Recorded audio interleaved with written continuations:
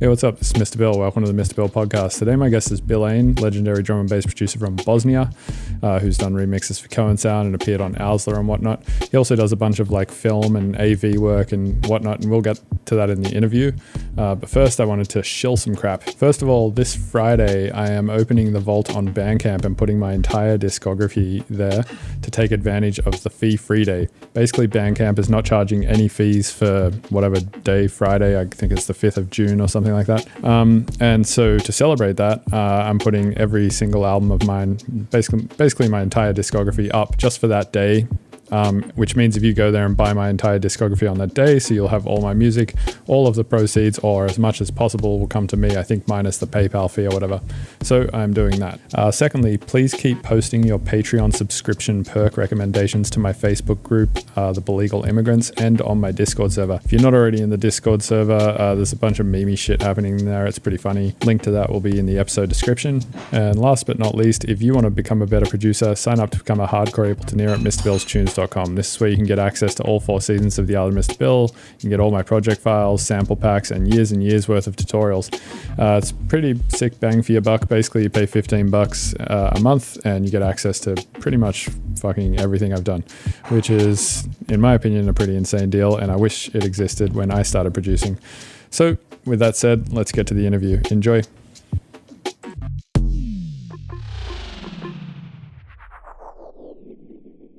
Hey, you're listening to the Mr. Bill podcast. Hey, you're listening to the Mr. Bill podcast. Hey, you are listening to the Mr. Bill podcast. Hey, you're listening to the Mr. Bill podcast. Hey, you're listening to the Mr. Bill podcast. Hey, you're listening to the Mr. Bill podcast. Hey, you're listening to the Mr. Bill podcast. Hey, you're listening to the Mr. Bill podcast. Hey, you're listening to the Mr. Bill podcast. Hey, you're listening to the Mr. Hey, you're listening to the Mr. Bill podcast.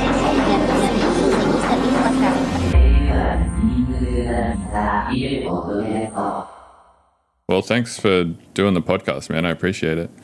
Oh, cheers, man. Thanks for having me. Yeah, of course. Have you done many recorded interviews before?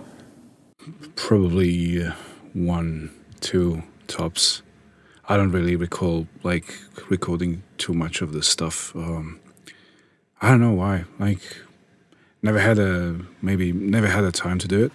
So yeah, fair enough. It's a different thing right now. Yeah, there's too much time now. It's like everyone has any skill anyone has ever wanted to learn, now's the exact time to do it. Oh man, don't get me started there. Oh wow. Yeah, what have you been like doing since all of this coronavirus stuff started?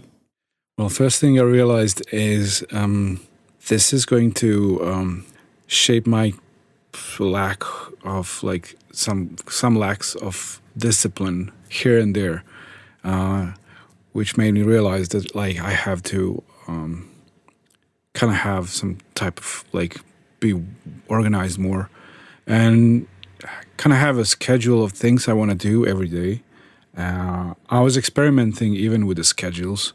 The outcomes of these things are really like, I don't know, like everything I thought about I should do. I focus on things that like when you finish them, it's not just like a hobby or something, like it's something useful actually. So organizing, making some templates that I can use on trillions of tracks, like and then like plugins, chains, doing some like extra assets for logo creations, making some kind of illustrations. And then also, of course, I was more focused on the album since now we have more time than usual. So I was all over that. And as you know, like it always have kind of more stuff to it. So like all of these things that I learn on the side, like actually are also like something that I'm hoping that I can use to implement somewhere on the long run. So it was quite useful, to be honest. Yeah, I mean, I've been finding the same the first few weeks of this whole thing of like the sort of global pandemic shutdown. I was sort of just like trying to go about my life as I normally would, but it just wasn't working, and I had to do similar things. I had to sort of like implement like organize it, like more structure to my life with like to-do lists and GCal and stuff like that. Otherwise, I just found I wasn't getting a lot of stuff done. But yeah, I agree. I think like having structure to your life when all you have is like your own company and stuff like that is pretty useful. Are you do you live by yourself or do you live with like housemates or something? I actually live all by myself, and therefore I like had to kind of find ways to also like have some kind of office feel to it with a few friends of mine over the internet. So we literally would actually have an open video line or whatever, like, and like he's gonna work on his stuff, I'm gonna work on my stuff, where we're doing some kind of a design and stuff. And like we will just curse at random times when something crashes and shit. Like, you know, like it's interesting to see that like this type of creative, I don't know, like, I mean, on one point it's really good because like most of the time you're going to be focused on what you're doing, but when you're not doing that and when you're trying to kind of do something else, like you need to change the environment. Since you can't change the environment in the studio, you need to like find some kind of hacks.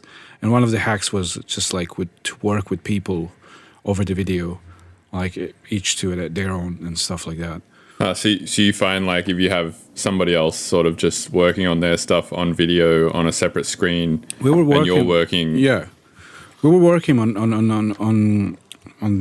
that label of mine, like Metnem, and like I was working on one particular thing, like either like with sound design and stuff like that. At the same time, like Georgia in New Zealand, like he was working on the compositing, like of the video and stuff. So like it would be a very virtual way to like just be in a kind of a hub, which is in the direction of the same goal.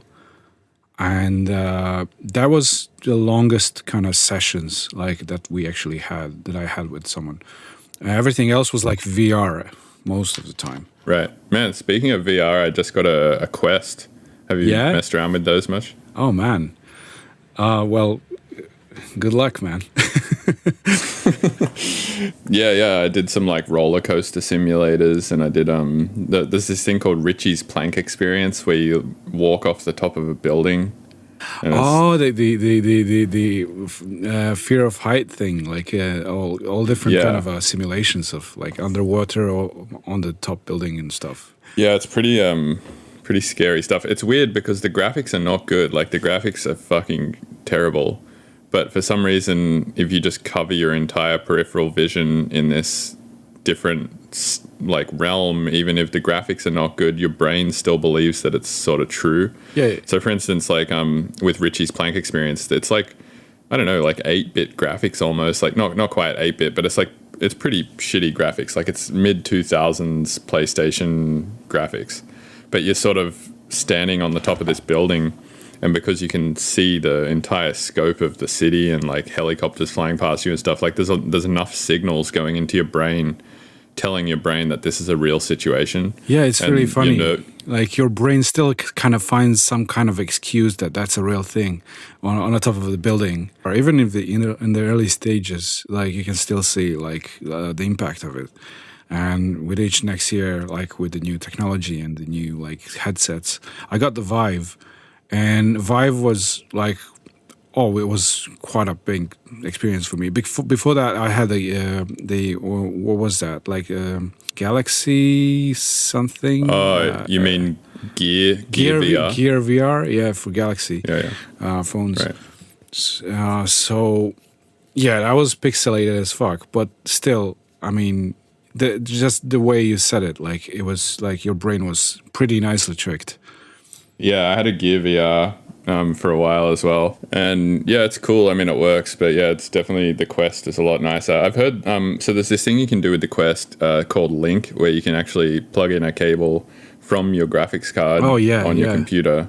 And it turns your Quest into a Rift, which is pretty cool. So, I mean, that's a cool hack for anyone who's wanting to get into VR. You can buy a Quest for like half the price and then buy a $30 cable, and it turns your Quest into a Rift. If you have a gaming PC, that is. I think this is going in the direction of wireless mouses. Like you're gonna use it like as a Wi-Fi device, like, and every time you need to charge it, you're gonna tether it, and you're still gonna use it on a PC. And like once it's charged, you're still gonna disconnect it and just move around and stuff. I mean, that is probably the ultimate goal, but like they have limitations with batteries and the way how the latency is gonna go with like. But they have the chipset for Wi-Fi that I noticed, and they just need to. I think they're racing in between themselves.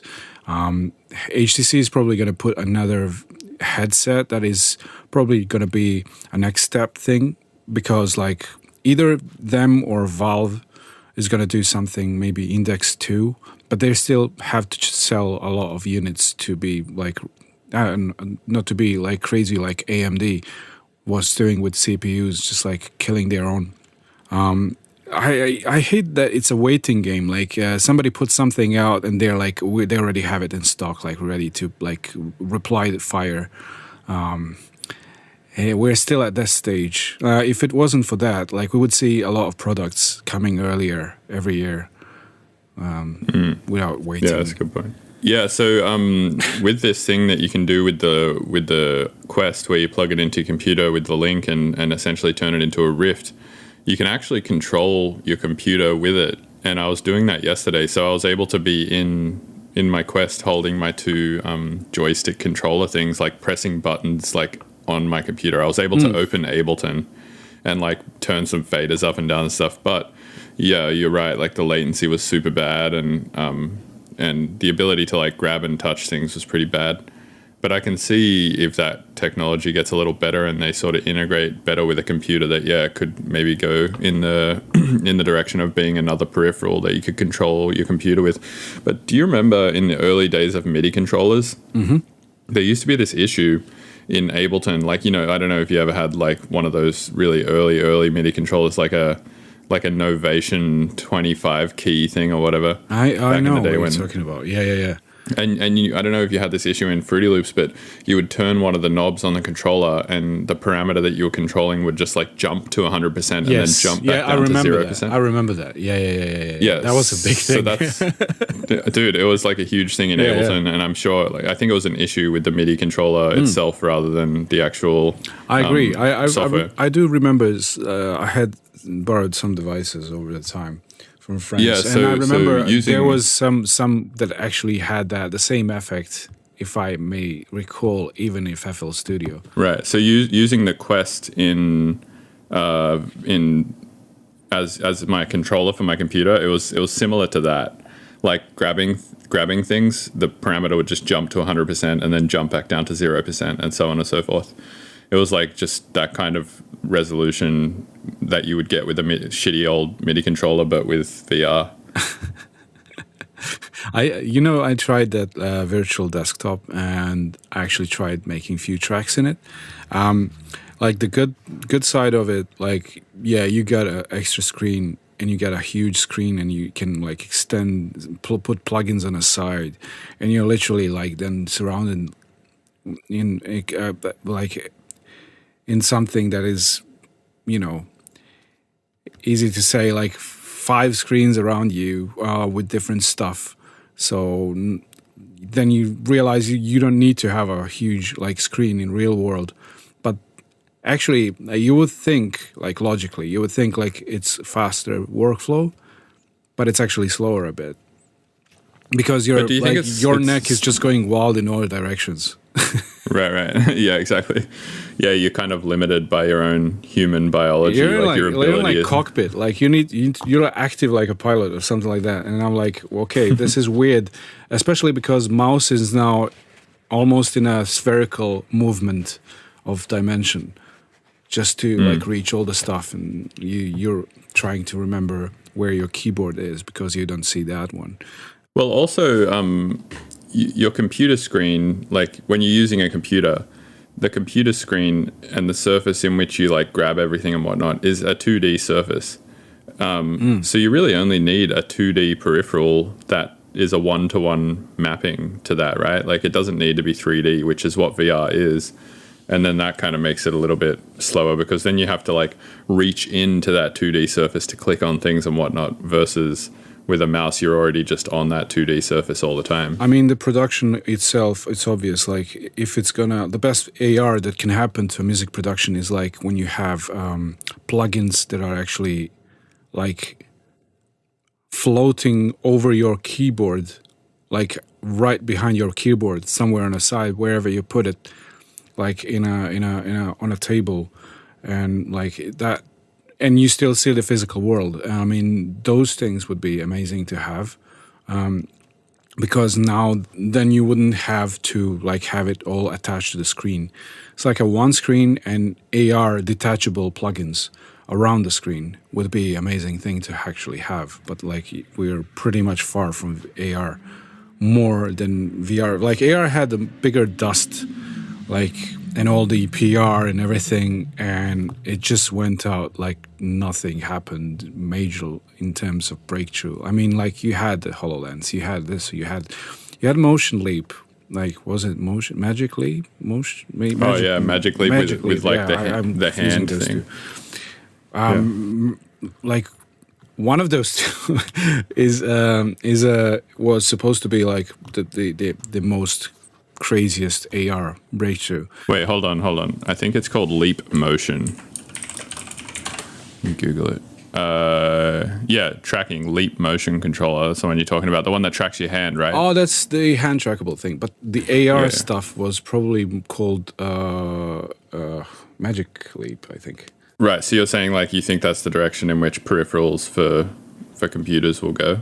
Well, ideally. I mean, you already have kind of like a peak of weird, like when you see the screens are weirding out, like in terms of curvatures and extensions and elongations, they are non-logical, but then they make sense eventually. Then you realize that someone's gonna like there's already like a bottlenecking of the inventions like for these screens, and like somebody needs to step up with some kind of new thing.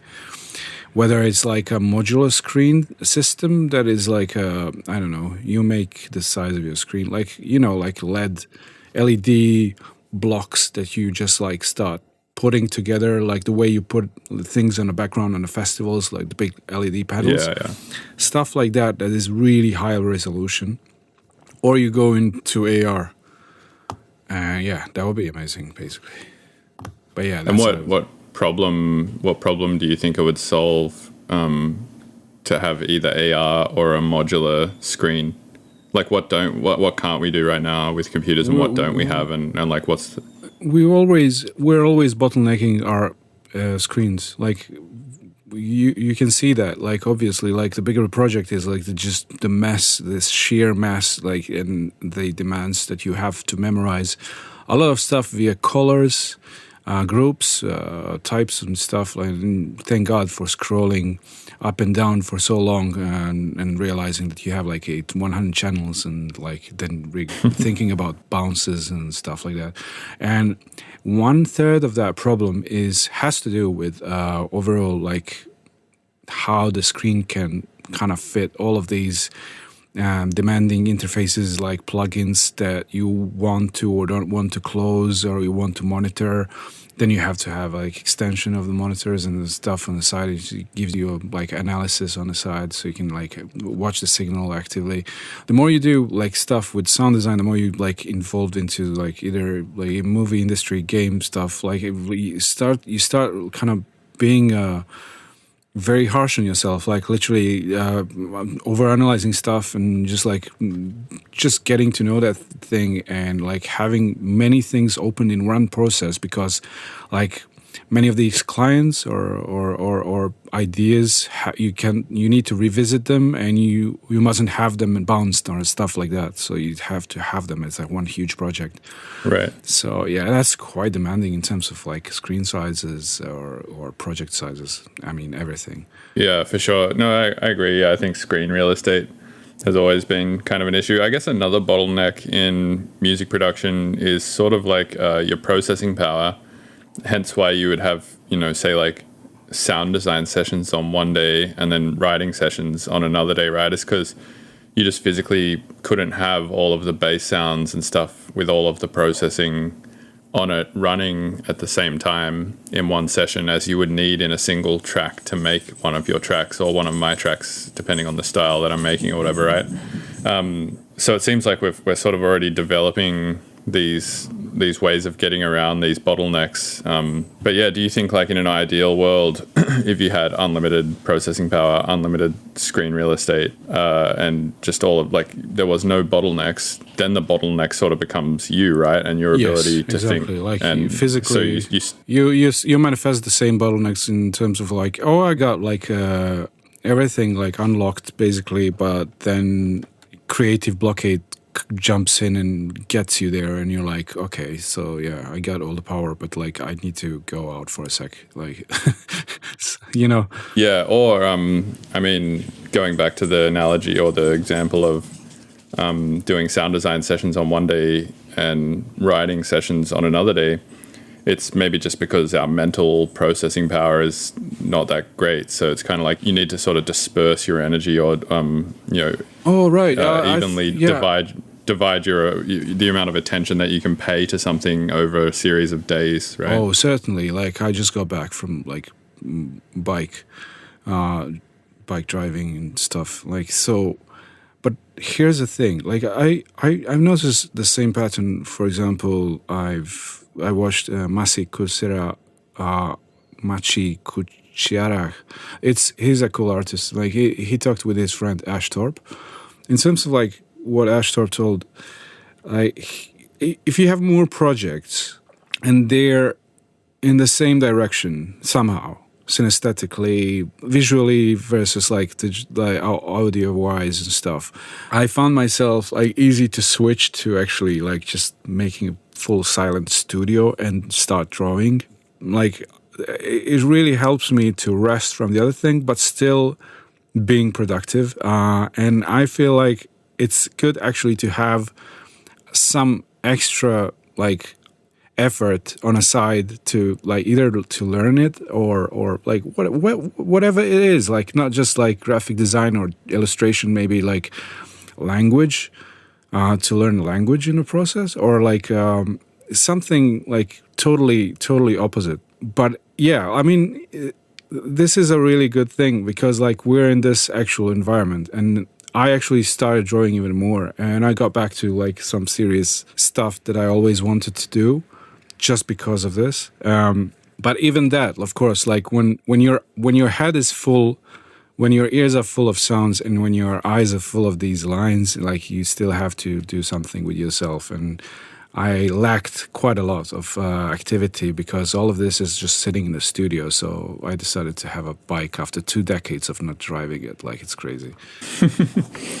Yeah, I actually do the same thing. I have a bike and I try and ride it a few times a week. But the other day when I was riding back into my garage, I ran over a fucking screw and I burst my tire. So I need to go get it fixed.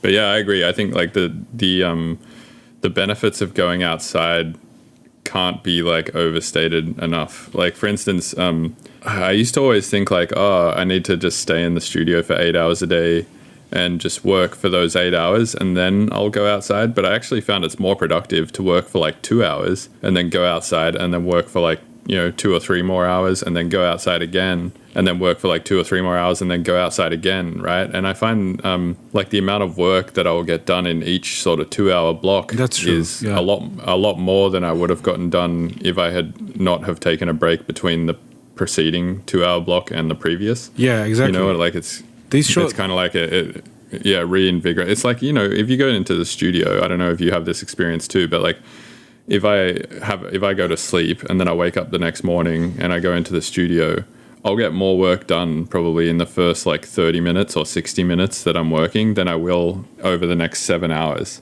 Going outside is like a way of a kind of a brain power nap. Like you literally go into a state of kind of just listening to leaves. Literally, that's what happened to me today. I was just like going through a line, riding a bike, and there was just like leaves, that like nature white noise, which is like really in a perfect, like, I don't know, frequency range for me. And I was like, oh yeah, this is good. This is some good noise. and just got back like lots of ideas. I mean, that's so true. Yeah. I think it's hard to sometimes see the logic there, because you're like, well, if I'm not working, I'm not getting anything done. But it's sort of like by going outside and giving yourself a break, or by just doing something else, that it's sort of complementary to the writing process, and it's almost like an investment of time, right? It's like I'm going to invest 30 minutes into going for like a quick walk, but that 30-minute investment might equal more work on the other side. And this sort of all comes back to an overarching point that just keeps coming up in the podcast, which is that so much of our self-worth is based off productivity, right? Like how much work you get done is sort of almost like directly correlated, in at least my experience, to how good I feel. So it's like going outside makes me feel good, but really the thing that makes me feel good is I come home and I'm able to do more work. It still feels like, looking at this, your studio, but at the great distance of 1 kilometer. It's just like it's like a weird zoom out, so you can see a whole picture, and then you cut back, like, oh, I see, and you get back into the studio, and you're like, okay, now I know what to do. It's a weird one. It's really zooming out in a way. What's it like riding around Bosnia, by the way? There's so many mountains, so many hills, and like it's quite a attraction for people with who are in love with mountain bikes. So once I get some decent stamina back, I would like to try like some trails and like a bit off-road, like roughness and stuff like that. So, but yeah, you need to this is quite a project. Like, I mean, I was like, oh, I want a bike. Like, nice. Now what? Well, now you need to have like gloves, because like you're gonna have like a lot of like you're gonna have really hard hands, like and injuries, and then you're gonna have like, you need to have a bag, of course. Then you need to have like a holder for a drink. Then you need to have like a little tool that has all the keys for different screws on a bike. Then you need to have a pump just in case. Then you like, oh my God, like if you go off-road, you need to be literally almost like ready to camp with your bike, in certain ways. So like, yeah, I mean, I'm just getting into it, and like if you asked me this a week ago, I would say like, I'm crazy, like I don't really drive a bike, and now look at me, like I'm just going wild every single day. It's just like huge pain in the muscles.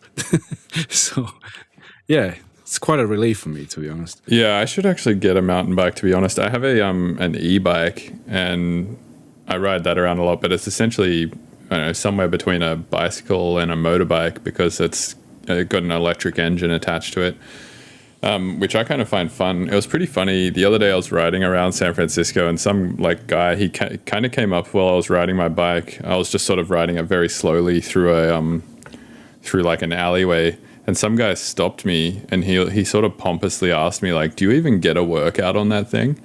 And I was like, yeah, I know. was like,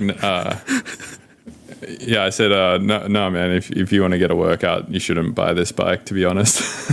I was in this similar situation. I was like, I was just like standing on a traffic light near the big bike lane where everybody drives the other day, and there was this guy with this, like, what do you call these? Like two-wheelers, like you stand on them. It's electrical, like has a. You're not talking about the one-wheelers, right? Like the one-wheel skateboards? Perhaps, yeah. I think that's like the electrical ones. And like there's 3-4 bike guys. They were like hope you get a good workout with that. Like just telling to this kid who was driving it. Yeah, I think you're totally missing the point of like why you buy a vehicle like that. It's, like you get these people on mountain bikes and stuff like that. And sure, like some of the people on road bikes and some of the people on mountain bikes could probably outpace me even on an e-bike, just because they're so fit and they're just so good at riding, and their bikes are just so well tuned to the environment in which they ride it, and there's no like energy loss at all between like their pedaling and how fast they go and all of that kind of stuff, right? But 99% of the time, anyone on an e-bike is gonna be able to go way faster than anyone on a normal no that's bike. I got the point. That's why I also thought about having it. Yeah.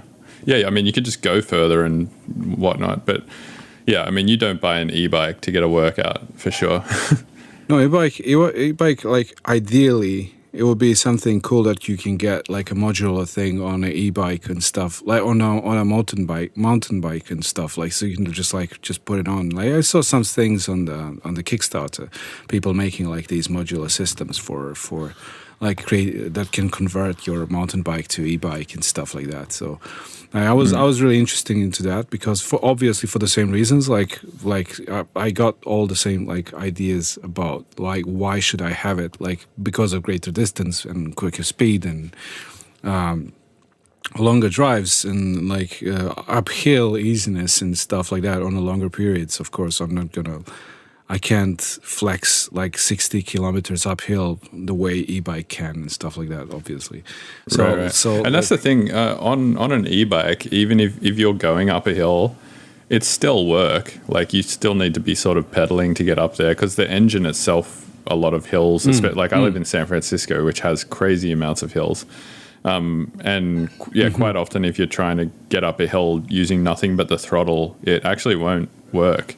So you need to put it in still a low gear and then use pedal assist and stuff. And then, yeah, because the bike itself is really fucking heavy. That's true. Like I saw some of them, like they're quite bulky, like especially like the batteries are still quite big, to be honest. Like the battery itself is super heavy. Yeah. I've seen a lot of like these new, what was the name of it? There was one that I just saw today. And on the side, it was just called Mate, and I was like, "What the hell is that?" I really want to check that out, like Mate e-bike, like, and it really looked like some kind of cyberpunkish, like, cool little bike. Have you seen the Rad Rovers? I saw this company that has like 5 of them or 3. Yeah. It's so there's this company called Rad Bikes or something like that, and they make one called a Rad Rover, and that's the one that I've got. This is exactly what popped out on my phone when I rented it. Yeah, I see. Nice. Yeah, those bikes are sick, man. I'm a big fan. So when I was looking for bikes, I was just sort of like looking around a bunch of different prices and stuff like that. And yeah, it was like $1,500 for like a fully powered bike. I was like, how can I go wrong with that? Yeah, that's a good price actually. Like that's crazy good price. I mean, they go only upwards, like from like, in terms of like 2,000 to 3,000. Yeah, exactly. Well, that's it. Yeah, you can get like mountain bikes that are just made out of like carbon fiber material and stuff, and it's like the frame. Really, what you pay for in a bike that's made out of like these crazy carbon fiber materials and these really lightweight pedals and like really sturdy frames, but are really light. And there's really less of the frame, but you pay more for it because the engineering is more difficult or something. Do you think we're living in a? So we have stone era, metal era. I guess we're living in a plastic era, but like I think at one point maybe we're gonna live in carbon era, like carbon fiber, when everything's gonna be like really. Well, I think really we're living in a digital era, really, like the ability. Yeah, you can't really pinpoint which era it is. It's just everything a bit like from each side. Well, it's no longer materialistic. I think at this point we're dealing with data, right? Like for the most part. Yeah. Yeah, like Facebook, right? They're not a social media company. They're a data hoarding company, and they sell that data to advertisers. You know, that's the era that we live in, I think. The thing is like how quickly it developed as a data hoarding, and how quickly the AI actually is on the forefront of the data storage, and how it groups it and regroups based on the category of it.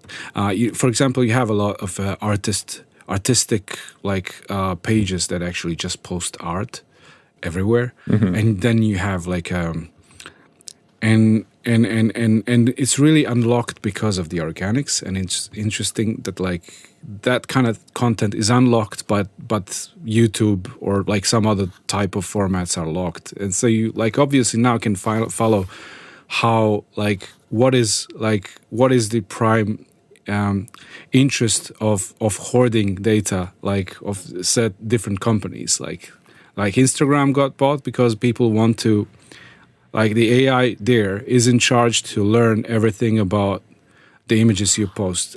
So if you post flowers and you put hashtag flowers, AI is like, oh, that's flowers because he wrote hashtag flowers.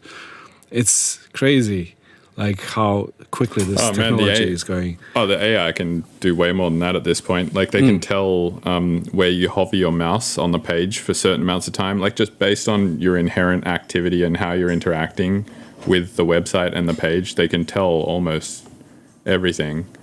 Like a lot more information apparently comes from this extenuous stuff, like where your mouse is on the page, how long it takes you to scroll. Like they can probably tell like how much coffee you've had by how fast you're scrolling and clicking, and like they can probably tell if you're sick by how slow you're doing it or something. Like they can tell. I think when you're on Facebook, they can tell like other pages that you're on, like on other tabs, and like what you're doing there and all of that kind of stuff. And they can take all of that data and actually extrapolate a shitload more information than you would think at a pretty alarming accuracy. It's interesting to see, like based on musical data, for example, they already made it was funny to listen to this. AI was given just 1/3 of the song of like Rick Roll, "Stand By Me," and AI next task was to predict how the song is going to develop, and they have like 5 iterations. You can find that on YouTube, and like, oh my god, like look at that! Like it's like a ghost producer like trying to sort out like a stem that never got exported fully in some way, but still like sounding very bashed and psychoacoustically lower than a rate, because like it's just like a noise predictive kind of system. But like being able to see the first iterations of songs of certain genre, being able to like have something that's almost finished, just like that, like constant 24/7 metal, the death metal music, like AI. That was so cool to listen to. Yeah, totally.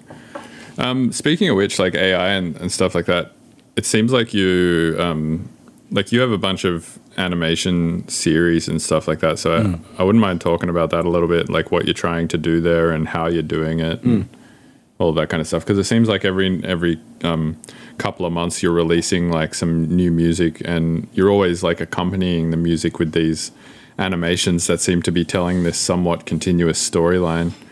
And it's always sort of in the same style and branding and stuff like that. So I'd like to talk about that a bit, of just like what it is that you're trying to tell through the story, but also like the technical side of it, like how you're actually making these animations happen, and sort of like what the process is like for all of that. Since I was into both drawing and music, like I couldn't let one go and just proceed with the other one, like and vice versa. So like it was kind of a natural combination for me since I was a kid. For the longest of time, like I had problem to actually find out what would be the best way to actually translate that and how to describe it. Also, some key points were like if you're pushing this, obviously you need to take in understand that like maybe it's not gonna be a thing that you can push enough and have like some kind of a career out of it, or like maybe it's just gonna be keep like small passion projects, or like by taking all of that in focus, and just like it was quite a struggle to actually like do it, but like I think it just started with artworks, and then just like step by step, like or layer by layer, I think it kind of started developing into some kind of protagonists and their stories. The storyline was always described as in something like you could expect to have like as a comic. I think that was the most simplest moment, but it was really effective. And then from that we started just animating like 2D, and Anis Chesic at that time was just like at his top of craziness, like with this like different stuff, and we just kind of like I showed him some like sketches, and he was like, oh yeah, I can do that, I can just make it this in this way or that way. So he started animating it, and like when he animated some of the drafts, I was like, "This is nice. It can be a lace loop." And I was like, "Oh no! Like it can be even more." And it kept growing over it, and like because like I took that loop and I just said like it's not gonna be a loop. Let me try to make a storyline out of it. So it's very long, like process, and most of the time you're like, you look like you're disappearing each year in between releases, like and just like not really people don't know what you're doing, and like and then you just come up with this and you're like, what the hell, like when did you do this, and like, you know, but it's a as much as it's a good thing, like I mean the music industry is quite fast. And it's really hard to catch up and say like, oh, I've been busy for the past year with one release, while the others are just like doing like 50 releases and shit. So I think both ways are good. But yeah, like, there's this pressure to like constantly be on social media, making posts, telling people what you're up to, and all of this stuff. But it's kind of short-sighted, I think, because what happens if you have that pressure on you constantly, you're always making these really small pieces of work, whereas if you don't have that pressure on you, you can comfortably go away for a few years at a time, like say somebody like Tipper, and then he just comes back with this large body of work, like a really fucking well-produced album that took him like 10 years to produce or something like that, and it almost seems like that stuff it like ages better, right? Like you look at it 10 years down the track and you don't go like, oh, that was clearly something that was made in an afternoon to get a social media reaction. But rather you look at it as like, wow, this is like some really well-produced, really high-quality piece of work that somebody has spent a lot of time on, that captures like a large snapshot of their feelings about music and art over the... But here's my point, like for example, I'm not afraid of working. Like I'm not afraid at all. But like I'm not really kind of concerned about working long on big projects. I'm more concerned about attention span. For example, Death Stranding game was like hype. It came out, like now it's gone. So everybody's like, oh, look at this. It's a new shiny little thing. It's cool. It has 5 lights and sounds like cool. Everybody's like, wow, you know, like it's the attention span. Like we can't. The industry needs to educate listeners, obviously, and so far we've been nothing. Like the majority has been doing nothing but propagating efficiency and speed. And it wasn't doing the opposite. Like many people that I actually do respect are still pushing like the obvious, as you said, like the importance of investing your time into something to make it look good, to make it like a huge, interesting, impressive project. You can feel it, you can see it from all sides and see it like how crazy it was crafted and to what extent. But on the other side, like you still need to have like this awareness of whether labels and publishers, and that like you can't just run this on a conveyor belt with everything else and says that it's like everything else. It's different, and people need to be aware of that. And there's not enough like awareness like in that area to which is unfortunate in some way. But like thankfully to like people, just like you said, there is at least there is that decent level of people when they say like, I don't know, you know, like new Blade Runner is really slow and it's slow paced and stuff. But wait, like you have the alternative. You have like everything happens 50 explosions in a second, Michael Bay pace. You know, on the other side, that's one kind of a parallel when I want to kind of explain how also the industry works. You have this like constant explosions where people want to be a part of the amusement park, and there's the narrative side, and they always kind of clash. It's like oh, this is boring. No, it's not. It's crafted crazy level, and it's just not full of explosions, you know. Well, also you have to accept, I think, that some people don't want to win. It's taste preference as well. Yeah. Well, yeah, it's that, but also I think some pieces of art take a minute. Like it takes a little bit of work from the person listening or watching to also enjoy it as well. Like a good example is, I don't know, like maybe a Martin Scorsese movie or maybe like a Quentin Tarantino movie or something, right? It's like, it takes like 30 minutes before the movie is like really going. So that takes 30 to 40 minutes of you investing your time and effort to really see why something is good. And then it really doesn't become good, especially in those guys' movies, until like the last 10 minutes of the movie, because that's when they start throwing in all of these plot twists and stuff, right? So it really takes like a lot of investment from the watcher of the movie to understand why it's good. And I think a lot of people just don't want to invest that kind of time and effort into something like music or films, and they just want to be able to look at something for 2 seconds, get a quick laugh out of it, and then, or a quick little thing of like, oh, that was kind of cool, and then move on. There's also like, and the other tools will be just the element of surprise and the element of shock. You had that with like different type of like people playing around with the, whether it would be like short films by Neil Blomkamp with like the old studios, or you have like a crazy level of violence and some like something that escalates really quickly, or like Love, Death and Robots, or you have that if you try that with a band, like you see like everybody's trying like to do something very shocking, like, or like sexually really kind of disturbing, or like Antwoordish stuff, you know, like, so like you have many different effects, like if you want to like kind of create this time, like actually everything is just focused on to have like to get the attention span.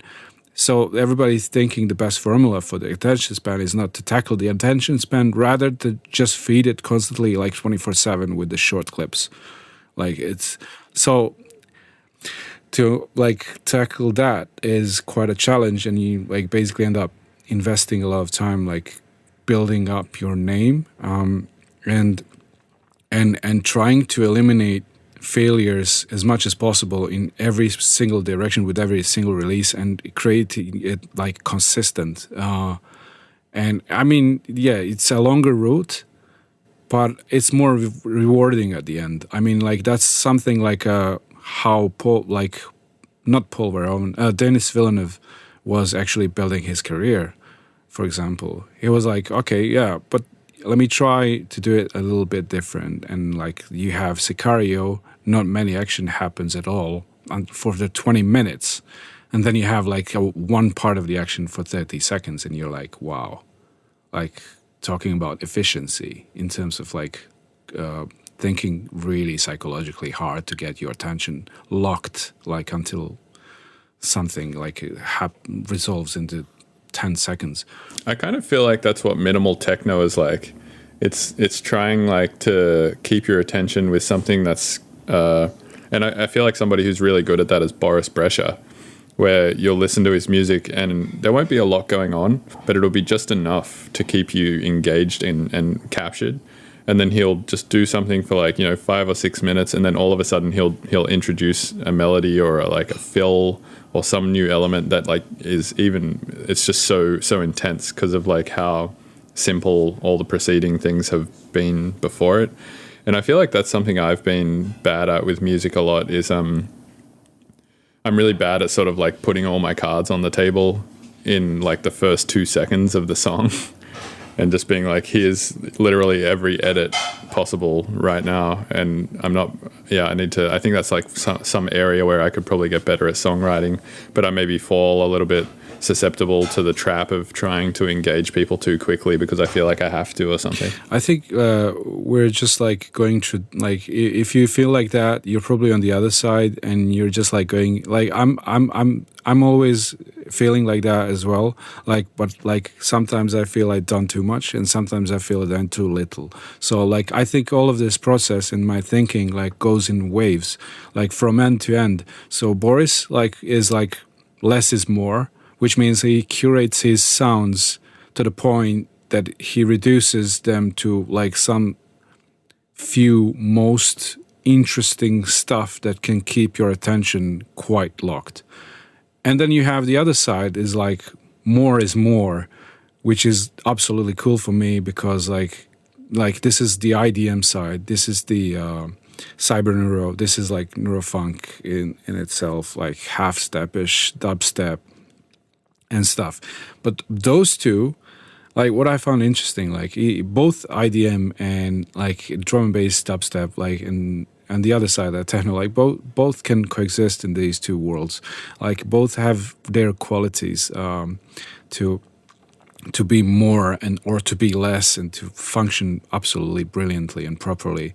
But we as humans, like when you have these like thoughts about whether it's going to be interesting to someone or not, it's a really like hard thing to discuss because like it's still again kind of a individual experience and a taste preference. So many times I thought like my intros were too long and people would be like, wow, I really needed this in my life, blah, blah, blah. I'm like, why? And like the intro is just, you know, I'm tired of slow intros. So like you have these puddles of opinions of people actually understanding your decisions, which also makes it easier, but also harder to realize whether you're making a good move or bad move, depending on how much tracks you treat it the same way. But eventually it comes down to your, you know, like, for example, every mix down of my track is different. I've started like really thinking about a routine thing at all because like I started thinking about their personalities overall, like a different painting. If it's a different painting or different techniques, I'm gonna keep it that way till the end and see what happens. Or learn a lesson that it's a bad decision to make. Whatever it is, it's really like you're getting experience out of it. So like whether you like making a short intro or long intro, it's just one of the many things that you're gonna make. You know, like it's still there. Right. Yeah, no, I agree with that. I think like I've messed around a little bit with that as well. Like maybe some tracks you're like, oh, this feels specifically like it needs to be darker or less bright or more distorted and less clean than say some of my other tracks that may call for like a cleaner, brighter, more traditionally like perfect in quotation marks mix down or production style or whatever. For example, like yeah, I think, for example, you haven't done maybe something that you said like when you mentioned Boris, but you've done something like absolutely crazy that I really liked. It was one of those ambiental stuff. You were experimenting with some like pads or drones, and that thing, man, is on a repeat. Like whenever, like I was drawing several logos out, like while I was listening to that. So like there you have it. Like right. So you have this in in interesting different moments. Like you click on a different zone, you're like, okay, I'm gonna make this, and like you make quite a lot of interesting simple stuff as well. Yeah, I guess like just for that style of music, I think it has its own context in which you should listen to it. Like you wouldn't go to Rampage and play that shit, you know. Well, I tried with the outro, like kind of worked partially, but people were waiting for the actual like kick and snare, which haven't happened. Right. Well, cool, man. Well, I appreciate you doing this podcast. Is there anything else you wanted to talk about? Well, I had some kind of a thought about it. Was tied to the earlier discussion about the AI. So I wanted to ask you, like, have you heard of any kind of like AI plugins? Yeah. I hear that term thrown around a bit, and I don't think it's actual AI. Like I think people say that Acusonus regroover thing that extracts stems or whatever is AI, and I think like that Deezer splitter thing claims to have some AI thing going on. But I don't think it's AI in the sense that I generally think of AI. Yeah, I think they're built the same way that Melodine, for example, is built to actually extract or control the voices and put things into stems and stuff. So, but yeah, I was thinking like, okay, this AI would be like, you know, some kind of extra crazy like generating capability. We have some crazy. Yeah, this is exciting. Like maybe we can conclude that we're living in a very exciting era. As we talk, our society is totally transforming because like we're learning more about self. We're putting more effort. We have found out we have more time for ourselves to learn things, but at the same time also, like trying to push something new. Like and the music industry itself, we don't know what's going to happen next and how long it's going to be and what with the festivals. But like I know like every era of has its qualities in terms of music and visuals, and this is going to be one of those. So yeah, man, I agree. Well, cool, man. Yeah, thanks very much for doing this. I appreciate you taking the time. Cheers, man. Thanks for having me. For sure. All right. Have a good one. Cheers. Thank you for listening to the Mr. Bill Podcast. Thank you for listening to the Mr. Bill Podcast.